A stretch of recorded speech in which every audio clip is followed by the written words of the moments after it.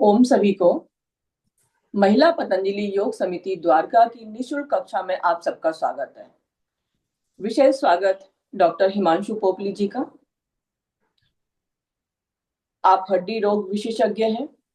आज जो आपने विषय लिया वो बहुत महत्वपूर्ण है।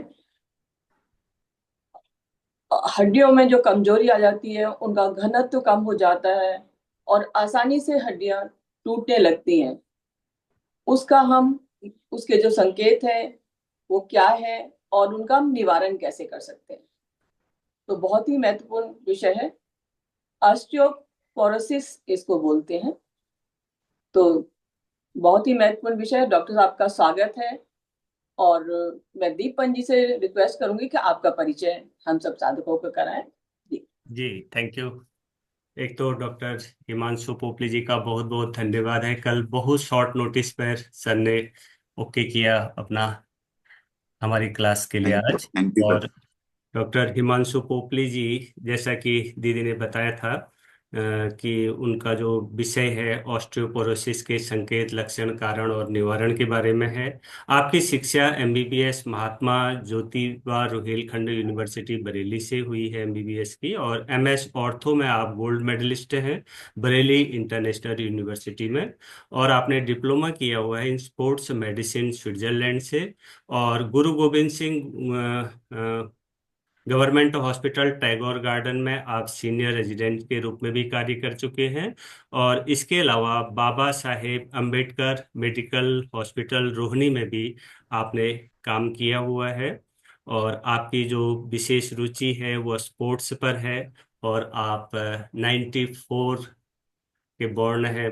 काफी कम उम्र में आपने काफी अच्छी अच्छी महारत हासिल कर ली है। और आज आपका विषय है ऑस्टियोपोरोसिस के संकेत, लक्षण, कारण और उसके निवारण। थैंक यू जी सर। सर, बहुत बहुत thank you so much sir. Sir can I start start कर सकते हैं? Yes sir. Good morning everyone. नमस्कार, मेरा नाम डॉक्टर हिमांशु पोपली है। मैं ऑर्थोपेडिक सर्जन हूँ। मैं भगत हॉस्पिटल के साथ एसोसिएटेड हूँ। मैं भगत हॉस्पिटल डी ब्लॉक, भगत चंद्र हॉस्पिटल पालम, इन दो हॉस्पिटल में एज अ ऑर्थोपेडिक सर्जन मैं काम कर रहा हूँ। आज का विशेष टॉपिक जो हमने चूज किया है उसका नाम है osteoporosis. Osteoporosis, osteo means bone, porosis means भुरना, जिसे हम आम भाषा में खोखला होना भी कह सकते हैं। ऑस्टियोपोरोसिस बहुत ही कॉमन टर्म यूज करी जाती है ओल्ड एज के साथ। जैसे जैसे एज एडवांसिंग होती है, उम्र बढ़ती है, तो कहते हैं कि हड्डियां कमजोर होती जा रही हैं, हड्डियां भुरती जा रही हैं, हड्डियां कमजोर हो रही हैं, उनमें वीकनिंग हो रही है कैल्शियम विटामिन डी की कमी के कारण। यह सब जो लक्षण देखे जाते हैं, यह जो है रिस्क ऑफ फ्रैक्चर बढ़ाते हैं ओल्ड एज में। यह कॉमन चेंजेस जो हैं फीमेल में ज्यादातर देखे जाते हैं। क्यों? क्योंकि फीमेल का शरीर जो है हार्मोन से प्रोटेक्टेड होता है। प्रोडक्टिव हार्मोन्स होते हैं उनमें, जिन्हें हम एस्ट्रोजन और प्रोजेस्टेरोन कहते हैं। पर जब महिलाओं के शरीर में, महिलाओं बहनों के शरीर में उन हार्मोन्स की कमी होने के कारण, यह कमी जो है मीनोपॉज के टाइम देखी जाती है। उसके कारण उनकी हड्डियां जो है प्रोन हो जाती हैं टू दीज चेंजेस, जो अल्टीमेटली लीड करते हैं ऑस्टियोपोरोसिस की तरफ। ऑस्टियोपोरोसिस आम भाषा में अगर मैं आपको समझाने की कोशिश करूं, तो हमारी बॉडी में दो प्रोसेस होते हैं, एक बोन फॉर्मेशन का, एक बोन रिजॉर्प्शन का। Bone formation usually childhood age में होता है, जब हम एडल्ट होते हैं, जब हम अपनी ग्रोइंग एज में होते हैं, जिसे हमारा बेसिक स्ट्रक्चर जो बोन का होता है वो एक ढांचा जिसे कहते हैं वो खड़ा होता है। अगर हमारा स्ट्रक्चर स्ट्रांग होगा, स्केलेटन स्ट्रांग होगा, तो अल्टीमेटली एट द एंड हमारी एडल्ट लाइफ में, ओल्ड एज लाइफ में हमें ज्यादा तकलीफ नहीं होगी। परंतु आप देखते हैं कि आजकल बच्चों का जैसे खान पीन है, यंग एज में ही कैल्शियम विटामिन डी की कमी होने के कारण तकलीफें जो हैं इन टर्म्स ऑफ बो लेग्स, जिन्हें मैं नॉक नीज कहूँ, बो लेग्स कहूँ, डिफॉर्मिटी जो बोन्स में आती है, जॉइंट्स में आती है, वो अधिकतर बच्चों में ही देखने को आजकल मिलती है। अगर आप सोचिए स्ट्रक्चर ही वीक होगा तो आगे जाके तकलीफें कितनी आएंगी। इन्हीं सब के कारण ऑस्टियोपोरोसिस एक बहुत ही अहम टॉपिक बन जाता है डिस्कशन का। और अगर मैं आपको आसान भाषा में समझाऊं तो आप एक लकड़ी का टुकड़ा मान सकते हैं हड्डी को, और उसी लकड़ी में अगर दीमक लग जाए तो उसे ऑस्टियोपोरोसिस कहेंगे। ऑस्टियो मीन्स बोन, पेरोसिस मीन्स खोखला होना। इसके कई सारे कारण हैं, जैसे मैंने आपको बताया एज।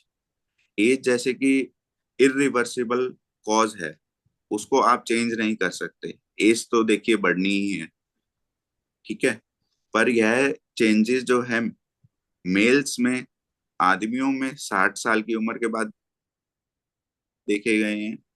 और यही अगर बदलावों की बात करूं तो फीमेल्स में अबव 45 और 50 years of age, that is near the menopause, उनमें थोड़े ये बदलाव जो हैं बोन वीकनिंग के, बोन पेन के, ये जो हैं जल्दी आते हैं।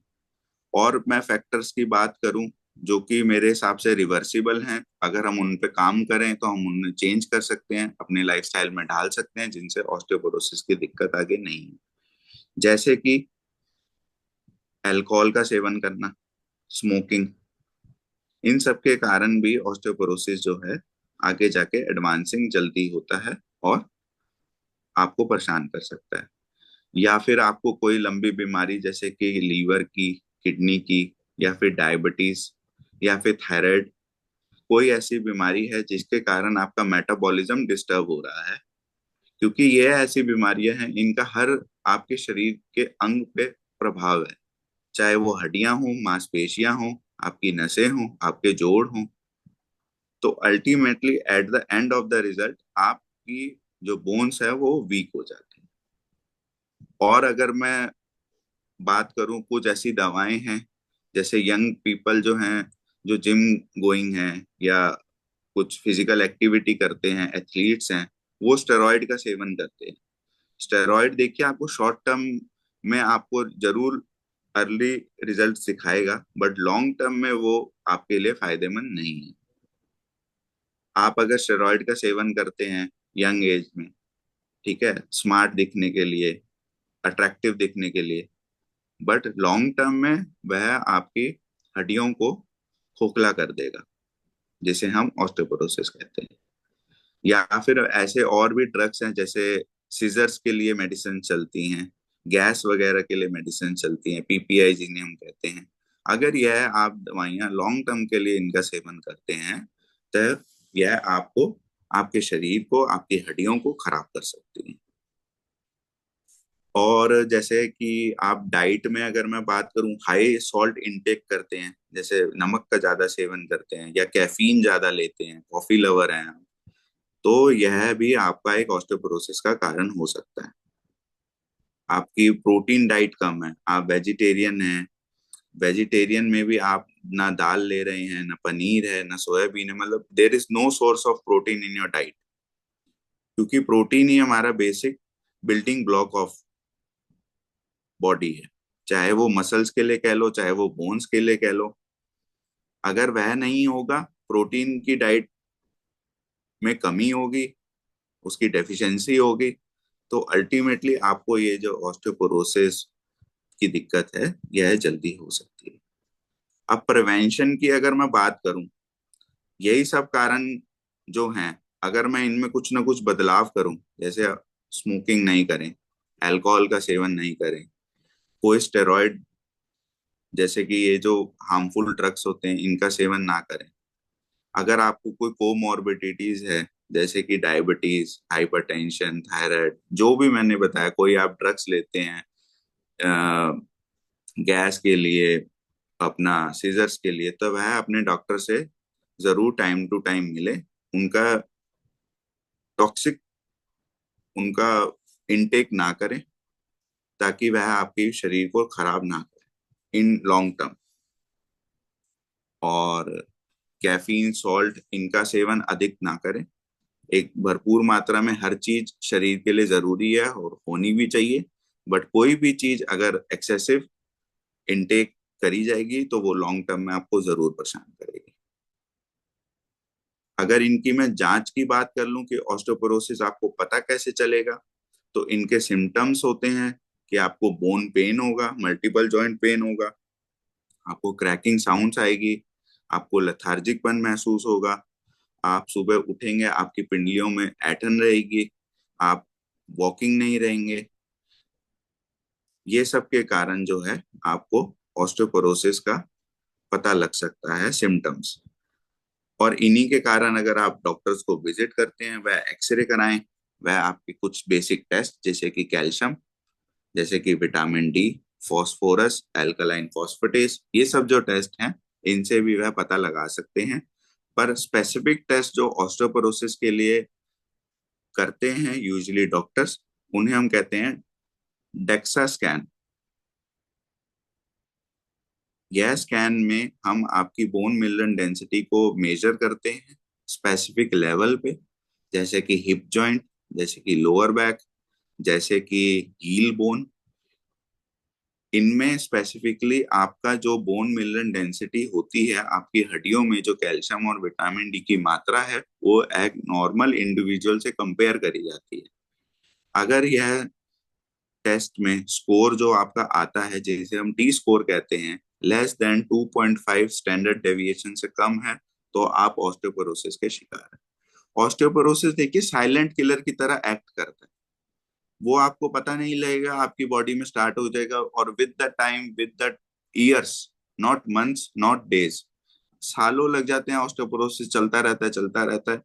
हम कब उस पर ध्यान देते हैं, जब उसके कारण हमारी हड्डियां जो हैं इतनी फ्रिजाइल हो जाती हैं, इतनी कमजोर हो जाती हैं कि हम थोड़े से स्लिप से ही हमें फ्रैक्चर हो रहा है। ठीक है, हमारे को हमारी जो डेली एक्टिविटीज है वो हिंडर हो रही हैं। ठीक है ना, हमारी मोबिलिटी और कम होती जा रही है बिकॉज ऑफ पेन, जबकि मोबिलिटी एक काफी इंपॉर्टेंट फैक्टर है। अगर जो लेजी पर्सन होगा उसको ऑस्टियोपोरोसिस जल्दी होगी, जो एक्टिव पर्सन होगा उसको ऑस्टियोपोरोसिस लेट होगी।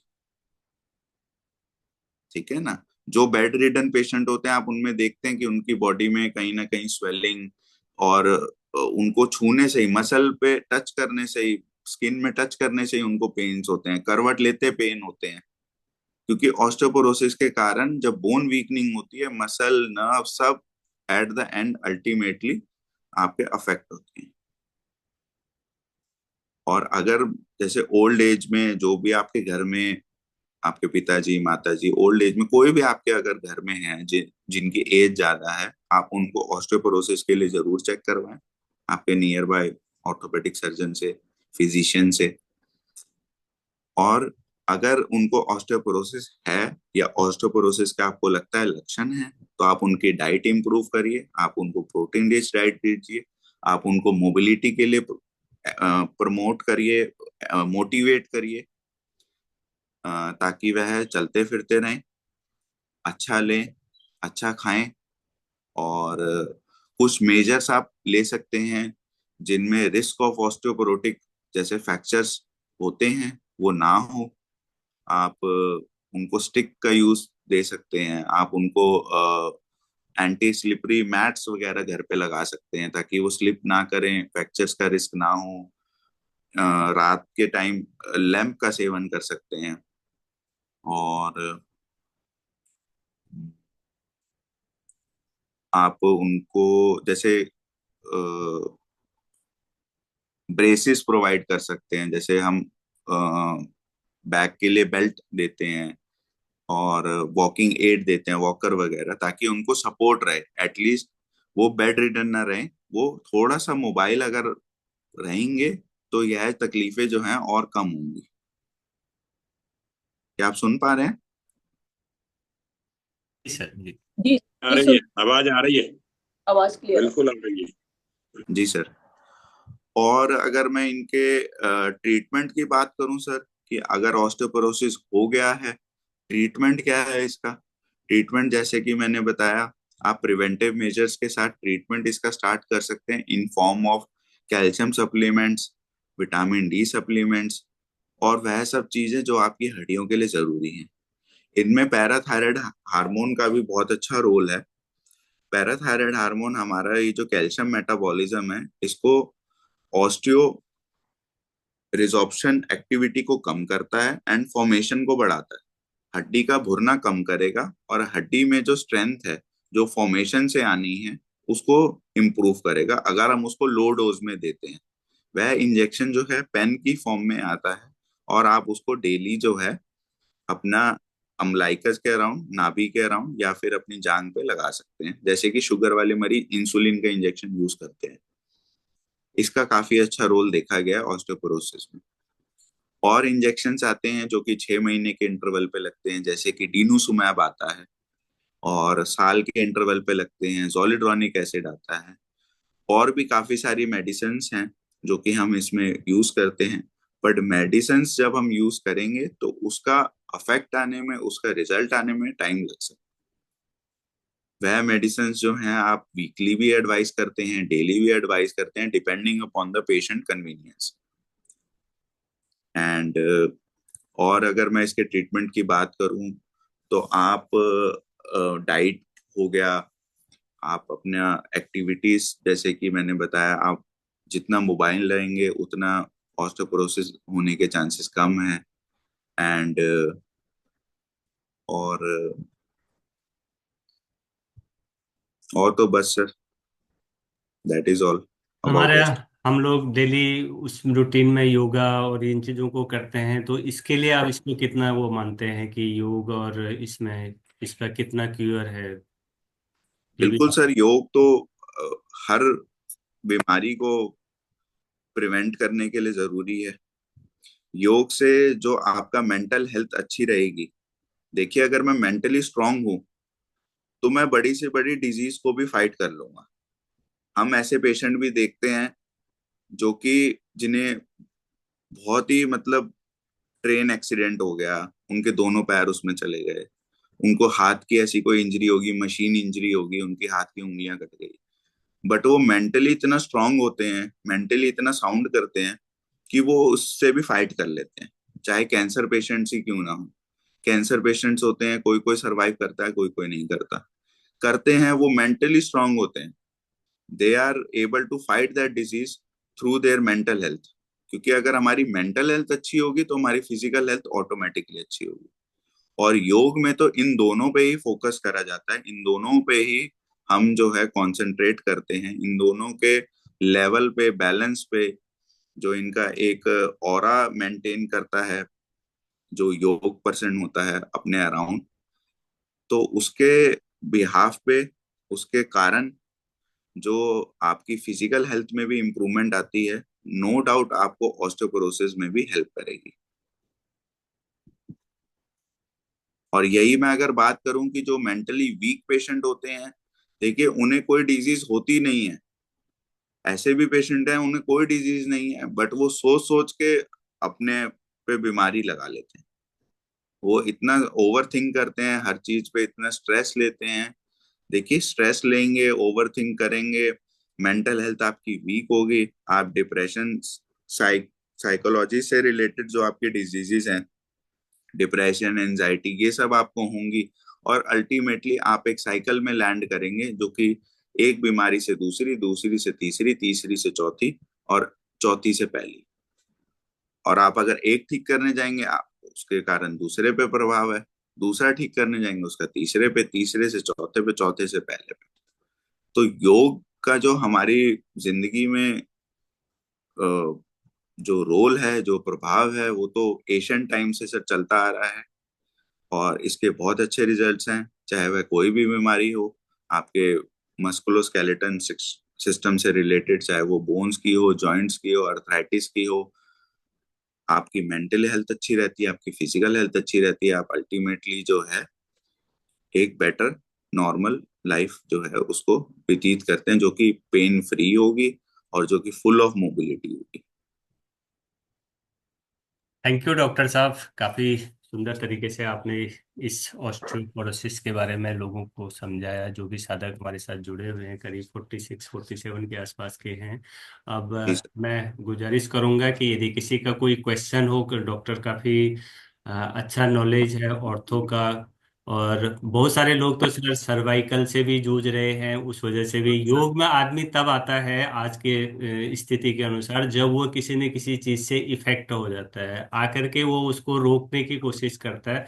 तो हमारे साथ में अधिकतर ये भी साधक होंगे कि किसी प्रॉब्लम को फेस करके योग से जुड़े हुए हैं और यहाँ पर उसको वो क्योर कर रहे हैं। तो बहुत सारे लोगों को सर्वाइकल भी है, घुटनों का दर्द भी हो सकता है। तो जिस किसी के भी कोई क्वेश्चन हो तो एक एक करके आप अपना हैंड रेज करें जी। अमंदा मधुरा अच्छा पहले जी, इनका क्वेश्चन है। अमंदा जी आप बताएं। हाँ, जो आप सभी ऑस्टियो लोगों से निवेदन है कि अपना वीडियो ऑन करके ही क्वेश्चन करें, बिना विदाउट वीडियो क्वेश्चन एक्सेप्ट नहीं होगा।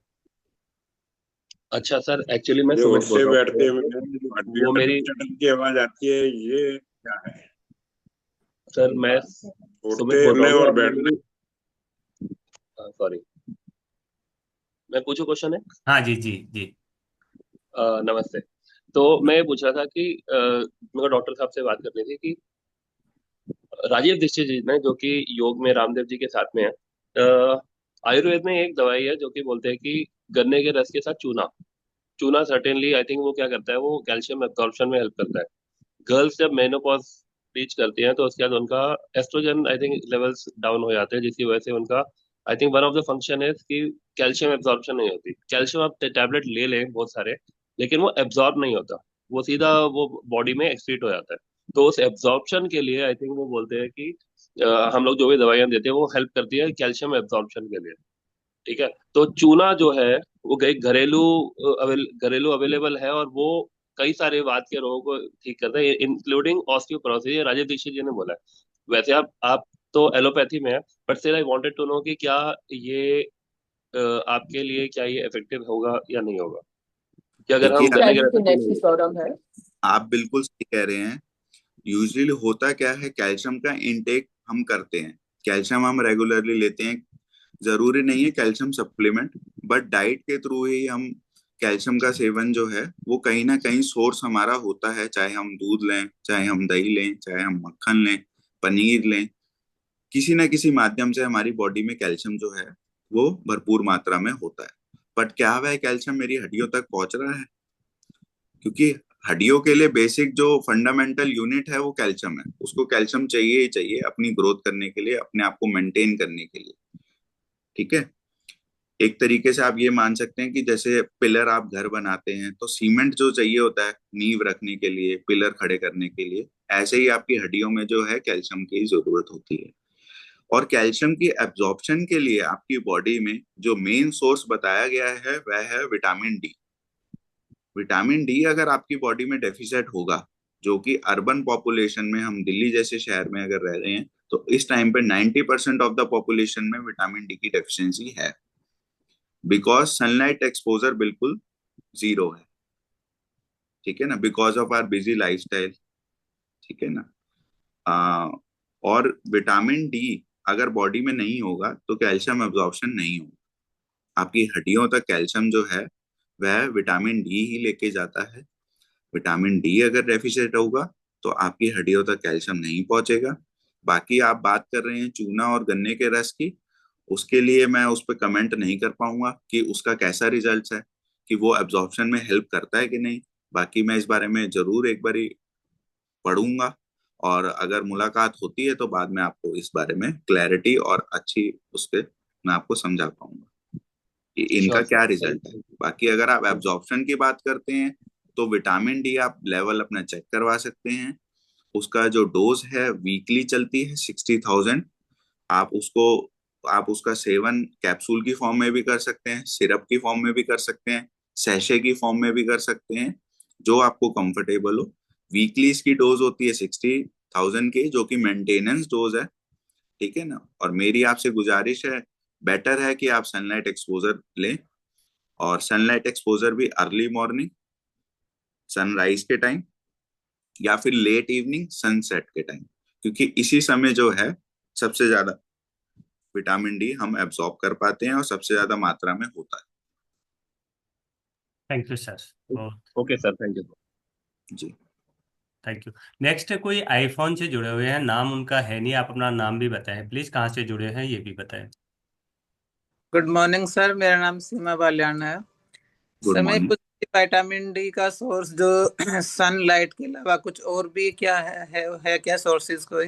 ऑन और भी सोर्सेज अगर मैं बात करूं सर, तो और भी सोर्सेज जैसे कि डेयरी प्रोडक्ट्स में होता है, और बाकी नॉन वेज में होता है। सर ठीक है ना, वेज फिश। ये प्लीज। हाँ जी, वेज में जैसे ग्रीन वेजिटेबल्स में होता है, पर उनकी मात्रा जो होती है वो इतनी सफिशिएंट नहीं होती। उनकी जो मात्रा होती है विटामिन डी की, वो सफिशिएंट नहीं होती। मेन सोर्स जो शुरू से हम पढ़ते आए हैं, हम बताते आए हैं, हम इस्तेमाल करते हैं, वो सनलाइट ही हम करते हैं। पहले जो होता था, हमारे बड़ी बड़ी बिल्डिंगें नहीं थी, बड़े बड़े घर नहीं थे, माताएं बहनें जो थी वो बाहर धूप में मंजा डाल के बैठती थी, सनलाइट एक्सपोजर अपने आप होता था। चाहे वो, ये उनको तो पता भी नहीं होता था कि उसमें हम विटामिन डी ले रहे हैं। ठीक है, वो तो जस्ट आप कह सकते हैं कि ठीक है, मेल मिलाप के उसमें हम बैठते थे, तो उससे ही जो डेफिशिएंसीज जो थी वो नहीं होती थी। चाहे वो विटामिन डी की हो, और भी ऐसे धातु होते हैं जो हमारी बॉडी के लिए एसेंशियल होते हैं। ठीक है ना, स्किन डिजीजेस नहीं होती थी। ठीक है ना, जो नेचुरल चीजें हैं वो वैसे ही रहेंगी, आप उनको किसी चीज से उनको रिप्लेस नहीं कर सकते। बाकी फूड मटेरियल्स नो डाउट होती हैं, वेजिटेरियंस में ग्रीन लीफी वेजिटेबल्स में होती है, नॉन वेज में एग वगैरह, मीट वगैरह, फिश वगैरह, इन सब में होता है। बट जो इनकी मात्रा होती है विटामिन डी की, वह कम होती है। तो एब्जॉर्प्शन के लिए आपको विटामिन डी जो है अधिक मात्रा में चाहिए, नॉर्मल सफिशिएंट मात्रा में चाहिए, ताकि वह कैल्शियम को एब्जॉर्ब करा सके, आपकी हड्डियों तक पहुंचा सके। सर ओमेगा 3 कितना इम्पोर्टेंट है हमारे लिए? ओमेगा 3, ओमेगा 6 ये जो है फैटी एसिड्स हैं। फैटी जी एसिड्स की अगर मैं बात करूं, तो यह आपकी बॉडी को प्रोटीन की तरह ही सपोर्ट करते हैं। जैसे प्रोटीन आपकी बॉडी के लिए एसेंशियल है, वैसे ही यह गुड फैटी एसिड्स जो है आपकी बॉडी के लिए एसेंशियल है। यह आपको ताकत प्रोवाइड करते हैं, आपको स्टेमिना प्रोवाइड करते हैं। ठीक है ना, इनका जो सोर्स है वह है ड्राई फ्रूट्स। ड्राई फ्रूट्स में काफी ज्यादा रिच मात्रा में ओमेगा 3, ओमेगा 6 ये फैटी एसिड्स होते हैं। ठीक है ना, जो कि लॉन्ग टर्म में आपको बहुत अच्छा रिजल्ट्स दे सकते हैं। आप अगर रिपोर्ट भी कराएं अपनी, किसी ने अगर अपनी रिपोर्ट देखी हो लिपिड प्रोफाइल की, कोलेस्ट्रॉल की, तो उसमें कई सारे कोलेस्ट्रॉल होते हैं, एचडीएल, एलडीएल और ट्राइग्लिसराइड्स। तो वो एचडीएल जो है वो आपका गुड कोलेस्ट्रॉल है, जो कि आपके ओमेगा 3 फैटी एसिड से बनता है। अगर आपका गुड कोलेस्ट्रॉल होगा अच्छा, सही मात्रा में, तो आपका बैड अपने आप ही लोअर डाउन होगा। दोनों कोलेस्ट्रॉल जो हैं मिल के काम करते हैं। ठीक है ना, हमें अच्छा खाना है ताकि बुरा कम रहे। बैड वाला कोलेस्ट्रॉल जो कि ट्राइग्लिसराइड्स है, जो कि एलडीएल है, वो कम रहे। एचडीएल जो है वो हमारा ज्यादा रहे, नॉर्मल रहे। सर ट्राइग्लिसराइड्स को कैसे कम कर सकते हैं? आप फिजिकल एक्टिविटी करिए, आप खाने में ये ऑयली फूड कम लीजिए, तला चिकना कम लीजिए। जी जी, और उसकी मात्रा पे भी डिपेंड करता है। देखिए, अगर वो बॉर्डर लाइन है, सपोज करिए ट्राइग्लिसराइड आपका 200 के आसपास है लगभग, ठीक है ना, जो कि एक बॉर्डर लाइन एज वो है, वैल्यू है, जी उसको आप अपनी डाइट और उससे कम कर सकते हो। पर यही वैल्यू अगर 400 है, डबल है सीधी, तो उसके लिए आपको मेडिकेशन का सहारा लेना ही पड़ेगा। क्योंकि अगर ट्राइग्लिसराइड्स आप लंबे समय तक आप सोचेंगे कि मैं अपनी सैर से, मैं अपने बदलाव से, डाइट से, इनसे सबसे अगर मैं इसको कंट्रोल करने की कोशिश करूं, तो वह काफी समय लेगा, और उसका प्रभाव जो आपके बीपी पे, आपकी हार्ट लाइफ पे होगा, वह जो है जानलेवा भी हो सकता है फिर। तो उसके लेवल पे भी डिपेंड करता है कोलेस्ट्रॉल का। Thank you sir. जी, thank you. Next hello Yog sir. Hello Yograj ji. हाँ सर, भाटिया। हाँ, बोलिए। सर, मेरे बाजू में ये बहुत दर्द होता रहता है नसों में, और 3 उंगली वो सेंसेशन इसमें खत्म हो गया है। पहले राइट में हुआ था, अब राइट लेग पे हुआ था। अब ये लेफ्ट हैंड में 3 उंगलियों में शायद ऑक्सीजन 160-170 रहता है सर। जी, ये देखिए, नर्व्स की प्रॉब्लम हो सकती है, नसों की। उसका हमें कारण हाँ ढूंढना जी। पड़ेगा कि क्यों ऐसे नसें जो हैं आपकी हाथों पैरों की अफेक्ट हो रही हैं, उसका कारण क्या है। वह डायबिटीज में भी हो सकती हैं, वह किसी क्रॉनिक डिजीज थायराइड में भी हो सकती हैं, या फिर सर्वाइकल से जहां से हमारे हाथों की नसें आ सकती हैं, वह एक कारण हो सकता है। तो आप या तो नियर बाय ऑर्थोपेडिशियन किसी को दिखाइए, टेस्ट कराइए, और एक प्रॉपर अगर मर्ज पता लगेगा तभी हम उसका इलाज कर पाएंगे। Right sir. ठीक है। Thank you sir. मेन है, आपको है नर्व्स की प्रॉब्लम, नसों की दिक्कत है। हाँ जी, नसों की प्रॉब्लम, हाँ जी। जी। ठीक। उसका कारण ढूंढना पड़ेगा सर, कि वह कौन जो से नसें डॉक्टर को दिखाया कमजोर है? हो रही हैं, उनमें जो वीकनिंग आ रही है, वीकनेस आ रही है, वो किस कारण से आ रही है। क्या वह डायबिटीज के कारण आ रही है, क्या वह थायराइड के कारण आ रही है, या उनका सर्वाइकल ऊपर पीछे गर्दन से दबाव है। ठीक है ना, उनपे। जी सर। ये कौन से डॉक्टर के पास जाना चाहिए, न्यूरोलॉजी या कोई और सर? डॉक्टर हिमांशु पोपली के पास। अच्छा ठीक है, थैंक यू जी। सर। ठीक है सर। भाटिया जी, दिल्ली आ जाइए, घर के पास ही हॉस्पिटल है ये, भगत चंद्रा हॉस्पिटल, वॉकिंग पर है ये। इनके पास ही आऊंगा, जी, डॉक्टर के आप पास ही यहाँ आऊंगा। आ जाइए मेरे पास घर। जी। ठीक है सर। ठीक है मैडम जी। जी, ठीक है। नेक्स्ट है किसी थैंक यू का। डॉक्टर हाँ, साहब। वर्मा जी, आप कर्नल सर भी जी हमारे साथ जुड़े डॉक्टर हुए हैं। हिमांशु जी नमस्कार। बहुत नमस्ते अच्छा वक्तव्य आपने दिया। जी। और एलोपैथ होते हुए भी एलोपैथी की कमियों को साथ साथ बताते हैं आप, ये बहुत अच्छी बात है। जी। आयुर्वेद में दो चीजें हैं आयुर्वेदिक की। मैं नेचुरोपैथ डॉक्टर भी हूँ और आयुर्वेद पर भी मैं अध्ययनरत हूँ। जी। एक तो हड़जोड़ एक बेल होती है, नेचुरल जैसे लता होती है, तो जी। उसका जोड़ जो है ज्वाइंट उसके हड्डियों की तरह ही होते हैं। जी। और एक गोंद रहा, काला रंग का गोंद जो वृक्षों से निकलता है, जिसको कलेक्शन करके और बुझने दिया जाता है। इन जी। दोनों के बारे में आयुर्वेद में काफी विस्तार से बताया गया है। और ये जैसे फ्रैक्चर हो जाता है उसको भी जोड़ने में बड़ी हेल्पफुल रहती है। बिल्कुल एक सर। तो इसके बारे में आपका क्या विचार है। दूसरा मैं ये कहता हूँ कि जैसे एलोपैथी में अंधाधुंध आप जैसे सुलझे हुए डॉक्टर बहुत कम देखने को मिलते हैं हमें। जी। वो कैल्शियम की गोलियां प्रिस्क्राइब करते रहते हैं। और बहुत से पेशेंट मेरे पास भी ऐसे आते हैं जिनको हड्डियों पर कैल्शियम डिपॉजिट हो जाता है, rather than assimilation being done in the bones. Assimilate नहीं होता, डिपॉजिट हो जाता है, दैट बिकम्स बोन स्पर। तो जी। जी। ये पद्धति को कैसे लोग दूर करें और कैसे इसमें लोगों को सही दिशा मिल पाए, ऐसा प्रयास होना चाहिए। जी। और दूसरा, मैं जैसे विटामिन डी एब्जॉर्प्शन की बात कर रहे थे, जी। विटामिन डी बहुत जरूरी है। मैंने भी पीछे टेस्ट कराया तो विटामिन डी मेरा भी कम निकला था, तो आई टुक जी। The supplementation, that is good. अब जो इसके लिए एक डॉक्टर विलियम ली है जापान के, he is working on as topic food as a medicine. तो जी। उन्होंने बताया था कि जो हमारी जो मशरूम्स हैं, बटन मशरूम, यस। उनको स्लाइस बना के धूप में रखें तो वो भी स्किन की तरह ही विटामिन डी को सन रेज से अब्जॉर्ब करती है। और हमें अगर उनको लें तो वो हमारे शरीर में उतना ही प्रभाव डालती है जैसे हम स्वयं धूप में बैठे हों। जी। तो इसके बारे में आपका दृष्टिकोण जानना चाहूंगा। जी। पहली चीज, जैसे सर आपने बताया, जो आप उसके आयुर्वेदा के वो जो वेजिटेबल हड़जोड़ की। और यस यस। जी। जी। जी। देखिए, काफी सारी ऐसी चीजें हैं जो कि आयुर्वेदा से जुड़ी हैं शुरू से ही, और वह जो है हम नॉर्मल अपनी डाइट में लेते हैं। अगर मैं बात करूं अखरोट की, तो वह हमारे दिमाग की शेप का बना होता है, एग्जाम्पल के तौर पे। तो हमारी ब्रेन हेल्थ को अल्टीमेटली लॉन्ग टर्म में वो फायदेमंद पहुंचाता है। जैसे आपने खुद ही बताया कि वह जो ड्रम स्टिक, मेरे हिसाब से आप उनकी बात कर रहे हैं।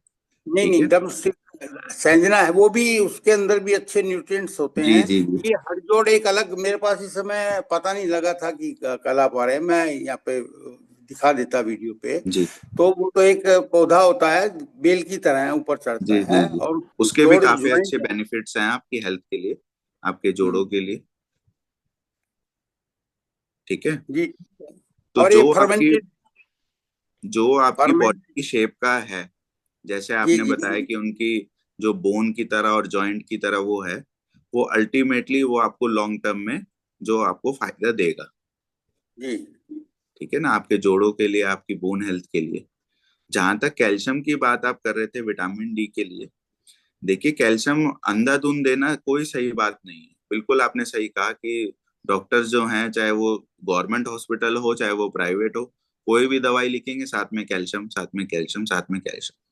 कैल्शियम जो है, मैंने जैसे बताया था पहले भी, हमारी डाइट से हमें पूर्ति में मिल जाता है किसी न किसी फॉर्म से, चाहे वो दूध दही मक्खन पनीर किसी भी फॉर्म में हो।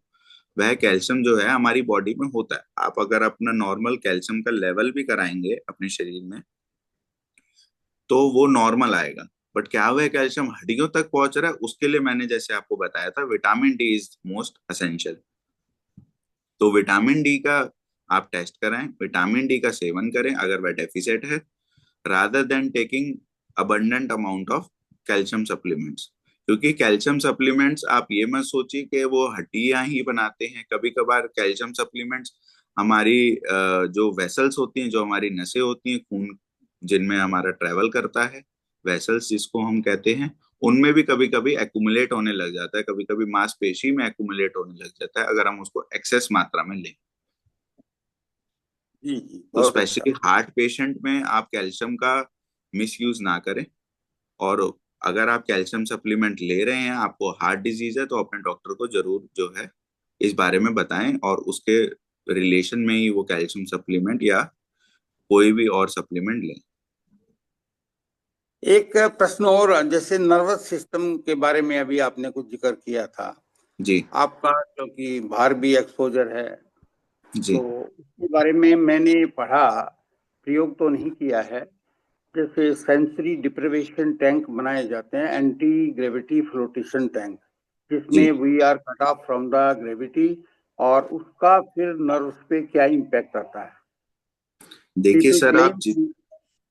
जितना आप फिजिकली एक्टिव मोबाइल रहेंगे, ठीक है, आपने कई सारे योग भी ऐसे देखे होंगे जो अपराइट होते हैं। इनका मेन मोटिव रहता है, इनका मेन जो उद्देश्य रहता है, जो इनसे फायदा होता है, वह खून का दौरा जो है आपकी बॉडी में, आपके ब्रेन में, आपकी लेग्स में जो है कंप्लीट, उसमें जो आपकी एक्सट्रीमिटीज हैं, जैसे मैं हाथों पैरों की बात करूं, ब्रेन की बात करूं, जहां पे भी खून का दौरा अच्छा होगा, वहां पे अल्टीमेटली ये सब बीमारियां, ये सब डिजीजेस, ये सब बोन पेन, नसों का दर्द, ये कुछ नहीं होगा। तो एंटी ग्रेविटी जैसे आप बताया कि अगर हम योग के माध्यम से या कुछ ऐसी एक्सरसाइज, या जैसे आप ग्रेविटी वाला वो बता रहे हैं, ठीक है ना, उसकी वजह से जो ब्लड सप्लाई है वो अल्टीमेटली जो है मेरे को लगता है इम्प्रूव होगी। इम्प्रूव होगी तो ये जो नर्व्स की दिक्कत है, ये जो बोन्स की दिक्कत है, ये नहीं जी, थैंक यू डॉक्टर साहब। होगी। Thank you. डॉक्टर साहब, एक क्वेश्चन मेरा था कि कई बार जी सोते सोते पैर सीधा करते हैं तो क्रम्स आ जाते हैं लोगों के, जी और वो इतना ज्यादा वो बताते हैं हुक जैसा निकल जाता है, और जब उसको अच्छे से पैर को दबाए नहीं तब तक ठीक नहीं होता, और वो अगले दिन भी दर्द रहता है। जी वो एक क्या कारण है? और एक होता है कि चलते चलते पैर मुड़ जाता है। सब कुछ ठीक है, यंग व्यक्ति भी है, और चलते चलते मतलब समतल जमीन है, चप्पल भी सिंपल पहनी हुई है, फिर भी पैर मुड़ जाता है। तो ये कारण क्या हो सकता है? ये कारण मैम आपकी मसल हेल्थ जो है वो वीक है। मसल हेल्थ के लिए अगर मैं बात करूं, हमारी बोन और मसल हेल्थ दोनों मिलके काम करते हैं। अगर मैं कहूं कि मेरा वजन सपोज करिए 100 किलो है, या 50 50 किलो है, 100 किलो मान लेते हैं, तो मेरे कमर ही पूरा 100 किलो को सपोर्ट करती है, मेरी पूरी बॉडी को सपोर्ट करती है। कमर से कूलों पे, कूलों से घुटनों पे, और घुटनों से आगे नीचे एंकल पे, टखने पे वजन जो है डिस्ट्रीब्यूट होता है एक प्रॉपर अलाइनमेंट से। ठीक है ना। और यह जो घुटने पे अगर मैं वजन अपना मानूं कि राइट साइड पे 50 kg आ रहा है, लेफ्ट साइड पे 50 kg आ रहा है, ठीक है ना, तो यह पूरा वजन जो है पूरी हड्डी पे नहीं आता कभी भी। यह हड्डी या मांसपेशी दोनों पे आता है, दोनों मिल के काम करते हैं। कभी भी आपने देखा होगा, आपको अर्थराइटिस जैसे घुटने में ग्रीस खत्म होती है, आपको एक्सरसाइज साथ में जरूर एडवाइस करते हैं कि आप अपनी मसल हेल्थ पे जरूर काम कीजिए। जितना आपकी मसल स्ट्रांग होगी, उतना आपके जॉइंट्स जो है मोबाइल रहेंगे, एक्टिव रहेंगे, उसमें ग्रीस की दिक्कत कोई नहीं होगी। उसमें ये जो जैसे आपने बताया सुबह जब हम उठते हैं क्रैम्प्स होते हैं, कभी कभी क्रैम्प्स जो पड़ते हैं मसल हेल्थ, इसका मतलब आपकी वीक है। सुबह मसल उठते में लैक्टिक एसिड सुबह प्रोड्यूस होता उठते हुए नहीं डॉक्टर साहब, सुबह उठते हुए नहीं, जैसे रात को सो रहे हैं, सोते सोते पैर को सीधा किया, है जी। तब क्रम्स आ जाते हैं कई बार। हाँ जी, ये जो क्रैम्प्स आते हैं मैंने आपको जैसे बता रहा, मोस्टली ऐसा भी होता है कभी कभार सुबह जब हम उठते हैं तो हमारे पैर मोड़ने में, उठने में, जमीन पे लाने में काफी तकलीफ होती है। यह जैसे क्रैम्प्स का कारण क्या होता है, जो हमारी मांसपेशियां हैं वह इतनी स्ट्रांग नहीं है, उसमें जो नॉर्मल लैक्टिक एसिड प्रोड्यूस होता है वो एक्यूमुलेट हो जाता है। जब हम उसकी मसाज करते हैं, उसको नॉर्मली प्रेस करते हैं, वह जो लैक्टिक एसिड जो इकट्ठा हुआ है, जो कि लेथार्जिक का ऐठन का कारण है, वह रिलीज होता है। तो ये पेन जो है रिलीफ हो जाता है। बट मसल्स के लिए मैं आपको बताऊंगा, आप मिल्क, पनीर, सोयाबीन और ड्राई फ्रूट्स, ये सब डाइट का सेवन करें। और मसल्स को जितना ज्यादा आप उनको काम पे लगाएंगे, आप फिजिकली एक्टिव रहेंगे, आपकी हर मसल अगर नॉर्मली काम करेगी तो वह स्ट्रेचिंग भी उनकी नॉर्मल रहेगी और अल्टीमेटली स्ट्रेंथनिंग भी उनकी अच्छी रहेगी। तो उनमें क्रैम्प्स की दिक्कत होना बहुत रेयर होगा। Mobility mobility is life, life is mobility. धन्यवाद, बहुत अच्छा बताया आपने, और वेल, सभी क्वेश्चंस के आंसर बहुत अच्छे दिए, और आपने जो विस्तार से बताया तो बहुत सारे क्वेश्चंस हमारे उसी में सॉल्व हो गए, जी इतना जी अच्छे से विस्तार से और सिंपल भाषा में जो हम लोग समझ सके। बहुत अच्छे जी से बताया आपने, तो बहुत जी ही। और वो पैर का मुड़ना भी वही हो गया, दोनों चीजें उसी में आ गई ना, जी क्रम्स जी के साथ। जी जी। धन्यवाद। कोई अगला क्वेश्चन ले लें? थोड़ा सा कोई समय की बाध्यता है, 7:02 हो गए हैं। जिनका भी क्वेश्चन हो शॉर्ट में क्वेश्चन बोले और रिपीट। और एक ही बार में बोले, बार बार उसको ऐड ना करते जाए उसमें क्वेश्चन, एक क्वेश्चन बना के एक ही बार में बोले, जो भी दो तीन को इकट्ठा बोलते हैं। जी सर मेरा क्वेश्चन है सर।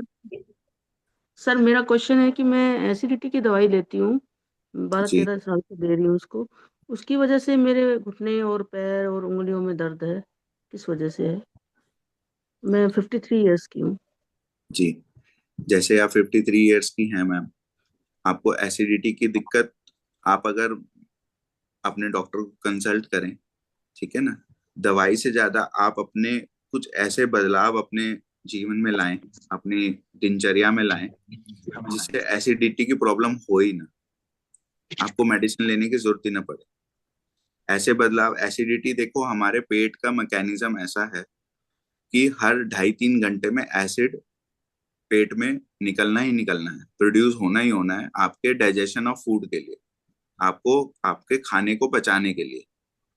अगर आप लंबे समय तक खाने खाने के बीच में गैप रखते हैं, अपनी जो मील्स है, आपने सुबह उठ के चाय का कप पिया खाली पेट, नाश्ता उसके बाद 12 बजे किया, लंच शाम को 5 बजे किया, डिनर रात को 11 बजे किया, तो इन इतना गैप अगर आपकी मील्स में रहेगा तो बीच में जो एसिड सिक्रीशन जो हो रहा है पेट में, वो होता रहेगा, उसको खाना नहीं मिलेगा, वो अल्टीमेटली आपकी पेट की जो वॉल्स हैं उनको डैमेज करेगा और आपको गंदे डकार आ सकते हैं, पेप्टिक अल्सर की आगे दिक्कत हो सकती है। उसी दीवारों में अगर घाव हो जाए तो उसको हम पेप्टिक अल्सर कहते हैं। तो सर आपकी सर डॉक्टर ने दवाई, रिकमेंड की थी मुझे दवाई कि आप खा सकते हो, कोई दिक्कत नहीं होगी, पर मुझे भी यही लगता है कि शायद इसी की वजह से ज्यादा प्रॉब्लम है घुटनों में, उंगलियों नहीं, में। उन्होंने आपको दवाई गलत नहीं दी। आप, मैं ये आपको कहना चाह रहा हूँ कि आप दवाइयों पर निर्भर मत होइए कि मैं दवाई नहीं लूंगी तो एसिड नॉर्मल नहीं होगा। एसिड आप जानते हैं, आप खुद नाम ले रहे हैं एसिडिटी, ठीक है, एसिड का ज्यादा बनना, ठीक है। एसिड अगर पेट में है, कहीं भी एसिड है, उसको न्यूट्रलाइज कैसे किया जाएगा?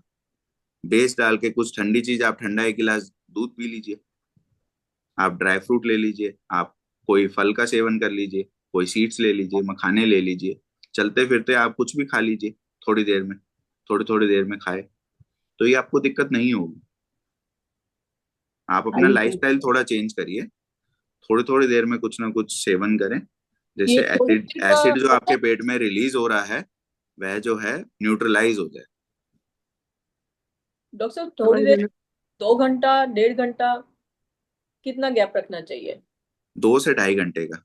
2 से 2.5, लगभग 2-2.5 घंटे के बीच में थोड़ा जी सा जी होता बिल्कुल। है। जी। उनसे आपका ब्लड ग्लूकोज लेवल भी नॉर्मल रहता है। आप कम खाइए, थोड़ी थोड़ी देर बाद खाइए। जी। जी डॉक्टर साहब, एक प्रश्न उठ उठ खड़ा हुआ अभी जो आपने बताया कि पेट में एसिड टाइमली रेगुलेट होता रहता है, secrete होता रहता है। जी क्या ये ऑटोमेटिक प्रोसेस है? बिल्कुल ऑटोमेटिक प्रोसेस है। वन थिंग देन, जब हम वाटर फास्ट हम फास्टिंग पे जाते हैं तो जी उस समय एसिड secrete होगा? जी सर, मेरे को ऐसा अनुभव है कि जब हम कुछ वर्मा खाना जी खाते हैं, आपको बहुत ये जानकारी ये है, डॉक्टर मैडम, साहब को ये बताना। जानकारी नहीं, मैं अपनी क्लैरिटी चाह रहा हूँ, इसलिए मैं समय प्रश्न कम कर रहा है, हूँ। बाकी लोग भी पूछना चाहेंगे, आपके और बहुत सारे बाकी लोग। अच्छी बात है, मैं ये नहीं समझता डॉक्टर साहब कि ये रेगुलरली एसिड हमारा सिक्रीशन होता ही चला जाएगा। बहुत से डॉक्टर रिकमेंड करते हैं 2-2 घंटे में खाना खाते रहिए। जी आयुर्वेद में हमारे यहाँ ऐसी कोई बात नहीं है। एसिड जो है वो उसकी रेगुलेशन है बॉडी के अंदर। जब हम खाना खाते हैं उसी समय जैसे मुंह में लार आती है, इसी से खाना खाने के समय ही पेट में एसिड आता है। जी ये नहीं है कि ऑटोमेटिकली ये रेगुलेट होता है। आपकी आवाज कट रही है। अगला क्वेश्चन ले लीजिए। सरोज मैम, दीप- एक मेरा दीप- क्वेश्चन है। नमस्कार सर, नमस्कार। मैं आपसे पूछना चाहती हूँ कि हमारी बॉडी में विटामिन डी की मात्रा कितनी होनी चाहिए और कब से हमें मेडिसिन या सैशे लेने चाहिए और कितने दिन तक कंटिन्यू ले सकते हैं, प्लीज बताइए। जी विटामिन डी का जो लेवल हम जो रिपोर्ट टेस्ट करवाते हैं वो 30 से 100 नॉर्मल होता है। ठीक है ना। अगर 30 से लेवल कम है तो आपको विटामिन डी लेना है। आपको कुछ ऐसे ऐसे अपने मतलब सनलाइट एक्सपोजर लेना है। देखिए सप्लीमेंट एक जस्ट एड ऑन है कि आप उसका सहारा लेके आगे बढ़ रहे हैं। आप उस पर निर्भर मत होइए। मैं जैसे अभी एसिड वाला भी एग्जांपल दिया था, आप एसिडिटी की दवाइयों पे निर्भर मत होइए। आप उनका सहारा लीजिए, उनसे बाहर आइए तकलीफ से, और उस तकलीफ को अपने लाइफस्टाइल में कुछ ऐसे बदलाव करके जो है उनको ठीक करिए। विटामिन डी की लेवल जो बॉडी में होता है वो 30 से 100 होता है नॉर्मल। अगर 30 से कम है तो डेफिसिट है। इसकी डोज जो है वैसे मैंने बताया था अभी पहले भी, 60,000 इंटरनेशनल यूनिट होती है जो कि हम वीकली देते हैं। अगर आपका लेवल बहुत कम है तो हम इंजेक्शन भी एक स्टैट डोज में लगा सकते हैं। ठीक है, जो इंट्रामस्कुलर लगेगा, और वीकली उसके साथ डोज ऐड कर सकते हैं डिपेंडिंग अपॉन कि आपको डेफिशिएंसी कितनी है। और विटामिन डी की डेफिशिएंसी के लक्षण आप देख सकते हैं अपने शरीर में, जैसे कि जोड़ों से आवाज आना, मसल क्रैम्प्स होना, आपकी बोन पेन होना, आपके सुबह उठते हैं काफ मसल पेन होना, लथार्जिकपन महसूस होना। ठीक है, पिंडलियों में ऐंठन होना, ये सब विटामिन डी की डेफिशिएंसी के हैं सिम्टम्स है। अगर ये सिम्टम्स आप फील कर रहे हैं, जोड़ों से आपके क्रैकिंग साउंड्स आ रही है, ठीक है ना, तो आप विटामिन डी का अपना लेवल टेस्ट कराएं। अगर वह कम है तो उसके अकॉर्डिंगली फिर ट्रीटमेंट सीख करें। धन्यवाद सर, जी बहुत थैंक यू। धन्यवाद सर।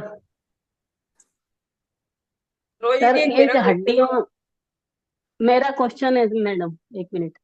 क्या ये हड्डियां जैसे जगह जगह से बढ़ जाती हैं, जैसे यहाँ से बढ़ी हुई है, ये यहाँ से बढ़ी हुई है, तो इसके लिए क्या करें?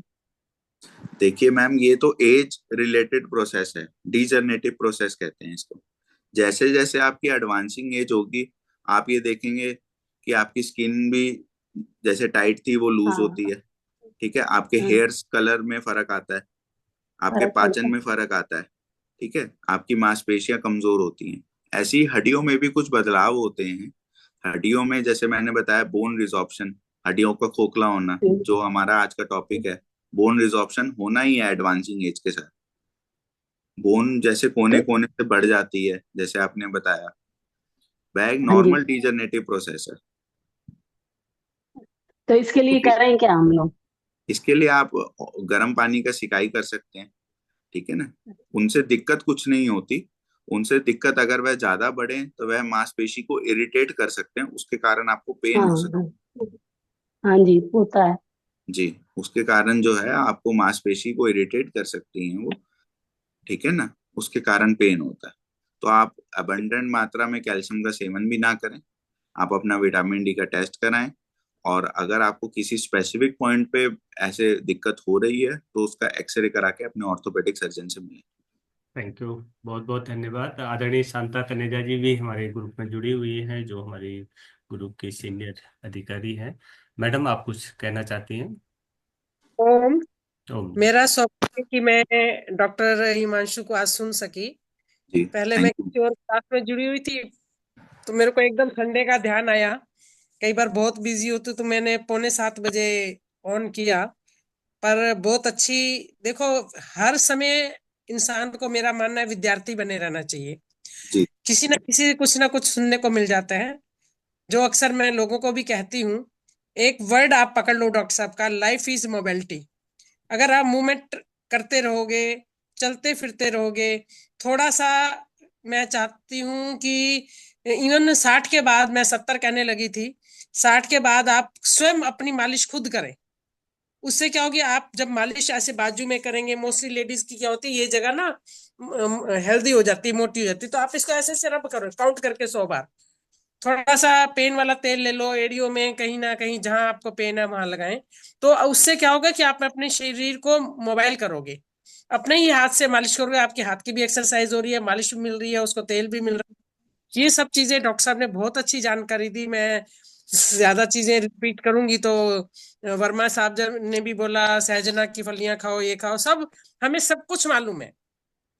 पर लास्ट में जैसा मैं कहती हूँ कि हमने सब कुछ सुन रखा होता है टीवी से, ऐसे प्रवचनों से, क्लासों में सीनियर लोग आके बताते हैं, परंतु हम जैसे शीशे पे धूल पड़ जाती है और हमारी चेहरा साफ दिखाई नहीं देता, ठीक उसी प्रकार डॉक्टर हिमांशु जैसे लोग आकर उस धूल को हटाते हैं, हमारे चीजों को रिन्यू करते हैं, और हम 8-10 दिन डॉक्टर हिमांशु की बातों को अपने दिमाग में रखते हैं और उनको अप्लाई करने की कोशिश करते हैं, हमें स्वास्थ्य लाभ मिलता है। जब हम थोड़ा सा भूलने लगते हैं, तो मैं ये कपल जो हमारे बीच में है, अनिल जी और सरोज जी का धन्यवाद करूंगी। पूरी टीम बहुत अच्छी है। मैं तो इस क्लास की जितनी प्रशंसा करूं हर बार, बहुत अच्छा लगता है। तो ये हमारा कपल नए किसी डॉक्टर को हर संडे तक ले आता है, फिर नई चीजें मिल जाती हैं। तो इस तरह से पूरी क्लास, इवन बाहर से भी मेरे कई जिलों से वर्मा जी हैं, रेणु जी हैं, सब लोग जुड़े होते हैं। बहुत धन्यवाद। अच्छा लगा। आना ही पतंजलि हमारे लिए परिवार की बहुत ओर से आपका बहुत बहुत अभिनंदन, स्वागत। ओम। धन्यवाद दीदी, आप आना हमारे लिए विशेष है। आप और नीता दीदी भी जुड़ी हैं, आपका स्वागत भी, और आप बीच में आती रहते हैं, हमें हिम्मत मिलती है और आगे हम आगे कार्य कर पाते हैं। और सबसे बड़ी बात ये दीदी, ये जो पालम में भगत चंद्रा हॉस्पिटल है, उसी हॉस्पिटल में है डॉक्टर साहब, ये पालम में जी, कौन सा hospital? Bhagat Chandra hospital, Palam flyover अच्छा के पास। अच्छा अच्छा। चलिए, कभी पर्सनली मिलेंगे। थैंक जी, यू। अच्छा है अच्छा कि लगा। आप द्वारका बहुत में है बहुत ना। धन्यवाद। मेरे ख्याल से सभी के क्वेश्चन आंसर हो गए होंगे। यदि आदरणीय जी जी, आदरणीय नीता दीदी भी जुड़ी हुई है, जी जिला कुछ कहना चाहते हैं? जी जी, नीता दीदी आपका भी स्वागत है, आप कुछ शब्द बोले। हम आदरणीय नीता दीदी, सुन पा रही हैं आप मुझे? ओम ओम ओम। ओम ओम। जी, मैं सुन रही हूँ, बहुत देर से सुन रही हूँ। बहुत अच्छा लगा, डॉक्टर साहब ने बहुत अच्छा बताया, और योग के रिलेटेड भी बताया, और अपनी दवाइयों के प्रति भी ज्यादा नहीं लेनी है, ये भी बताया। हम तो योगी हैं, हमें वैसे ज्यादातर दवाइयों से नहीं अपने को वो करना चाहिए, स्वस्थ अपने को योग से ज्यादा स्वस्थ करना चाहिए। और बाकी जो आदरणीय शांता जी ने बताया, मैं उनका सहमत करती हूँ। बहुत अच्छा बताया, और डॉक्टर साहब आए, उन्होंने हमारे ग्रुप को बहुत अच्छा सजेशन दिया, इसके लिए मैं आपका बहुत बहुत धन्यवाद करती हूँ। सभी आप जितने भी मेरे ग्रुप में हैं, सभी का बहुत धन्यवाद। और आदरणीय शर्मा जी और सरोज शर्मा जी, आप हमेशा डॉक्टर को बुलाते रहते हैं हर उसमें। मैं बिजी होती हूँ, जुड़ नहीं पाती, तो मैं माफी चाहती हूँ। आज मैंने कहा देखती हूँ, क्योंकि आजकल ये घुटने का दर्द बहुत हो रहा है डॉक्टर साहब, हर एक को हो रहा है। तो इसलिए मैंने आज देखा, मैंने कहा हम भी कुछ अपनी क्लास में डॉक्टर साहब से सुन के बताएंगे, तो बहुत अच्छा लगा। और भगत चंद्रा में तो मैं वैसे भी जाती रहती हूँ काफी, हमारा जो लिपिड प्रोफाइल है उसके लिए भी हम जाते हैं कई बार। तो आपका बहुत बहुत धन्यवाद, बड़ा अच्छा लगा आपसे मिलकर। अनिल जी एक खुशखबरी देना चाहूंगी, हमारी नीता जी की प्रमोशन हो गई है। नहीं, मुझे अच्छा लगा, मुझे बहुत खुशी है। और ये हमारे साथ राज्य कार्यकारिणी हमारी तरह बन गई है। इनका बहुत बहुत अभिनंदन, स्वागत। पतंजलि अरे वाह, परिवार की सेवा कर रही है और सेवा करेंगी। तो बहुत आपको मैं अरे वाह वाह, बहुत बहुत शुभकामनाएं, बधाई। मुबारक हो, बहुत बहुत बहुत मुबारक। Very good. चलिए। देखिए, ये काम, ये जो प्रमोशन है, ये कुछ नहीं होता। ये अपने आप को हमने प्रमोट करना है। सब प्रमोटेड हैं जितने भी हैं, ये तो एक नाम का है, कुछ नहीं है। मैं सबका धन्यवाद करती हूँ, लेकिन मैं चाहती हूँ कि सब हम बराबर हैं, एक से हैं, भाईचारा बना रहे, रिश्ता बना रहे। यही मेरा बहुत बहुत आप लोगों से कहना है।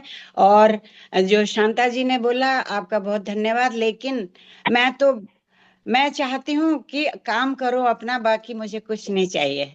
ओम जी, धन्यवाद। धन्यवाद दीदी आप। यहाँ एक बहुत महत्वपूर्ण प्रश्न रह गया। वो प्रश्न ये है कि अब बोन कैंसर क्यों होता वर्मा है और उससे कैसे वर्मा जी, बचा बाकी जाए। क्वेश्चंस बाद में प्लीज, नेक्स्ट प्रमोद नेक्स्ट जी का है। कोई नहीं, अंतिम प्रश्न करने दें। अंतिम, वर्मा जी कहिए ये कहिए। सर, ये प्रश्न ये है कि आजकल बोन कैंसर में वृद्धि हो रही है, और मैं डॉक्टर साहब से ये विशेष तौर पर जानना चाह रहा हूँ कि ये बोन कैंसर क्यों है और इसका निवारण और प्रिवेंशन क्या है। देखिए, बोन कैंसर होने के कई सारे कारण हो सकते हैं, ठीक है ना।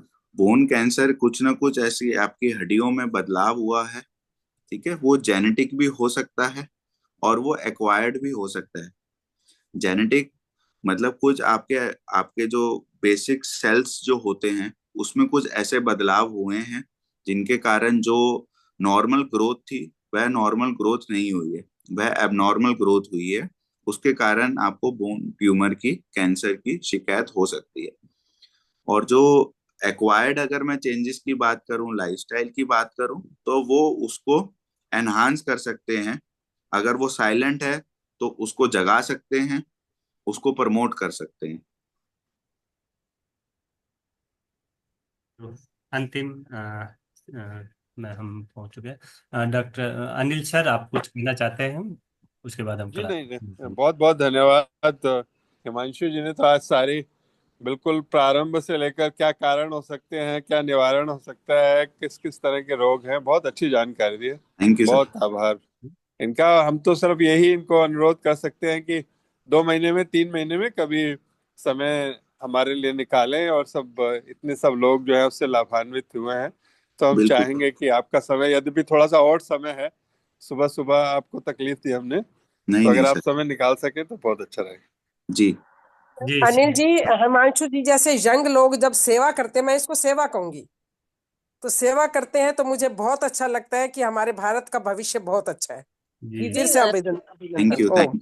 बहुत यंग है, 94 बॉर्न है ये, बहुत यंग है, जितनी हाँ, जानकारी वही तो कह रही हूँ, बहुत यंग है ये। इसलिए तो मैंने बोला। जी मैं जी इनको जी, बेटा और कह इस सकती अवसर पर हूँ डॉक्टर कि भगत जी का भी हम धन्यवाद देते हैं, क्योंकि बिल्कुल बिल्कुल निरंतर सर। भगत हॉस्पिटल से हमारे यहाँ पर डॉक्टर्स आते रहते हैं, तो भगत जी का बहुत सहयोग रहता है। बिल्कुल और सर। आज और एक नई नई चीज दिखाना चाह रहा था। अगर आप अनुमति दें तो, जैसे आंवले का फूल कभी किसी ने नहीं देखा होगा, आंवले के पेड़ में पका हुआ है, लेकिन मैं शायद दिखाने की कोशिश करूं तो आप देखो, ये आंवले का पेड़ है, ये फूल आ रहा है इसमें, दिखाई दे रहा है इसको? जी जी दिखा है। आंवले का फूल, आंवले का फूल भी किसी ने नहीं देखा। आंवले में कब फूल आया, आंवले लगे, सीधे आंवले लगे दिखते, लेकिन देखो आपको मैं फूल दिखा रहा हूँ आंवले में। जी, अनूप जी ये जो इसको कल आपका और अच्छी फूल नहीं, तरीके से देखेंगे। अनूप जी कल क्लास में इसको और अच्छी तरीके तो कल वो तो आज में मौज था के नीचे। ठीक है।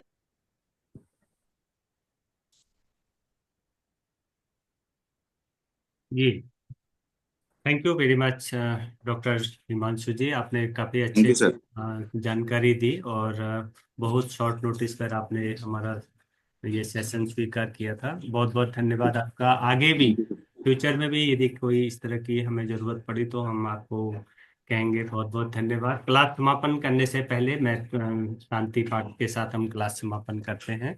सभी से रिक्वेस्ट है कि कमर गर्दन सीधी करें, एक गहरा लंबा सांस भरें, एक दीर्घ ओम का उच्चारण करेंगे।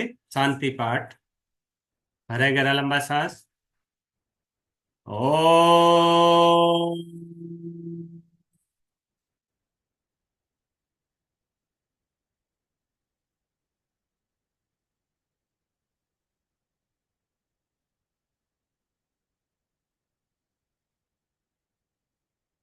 ओम देव शांति अंतरिक्षे गुम शांति पृथ्वी शांतिरापः शांतिरोषधयः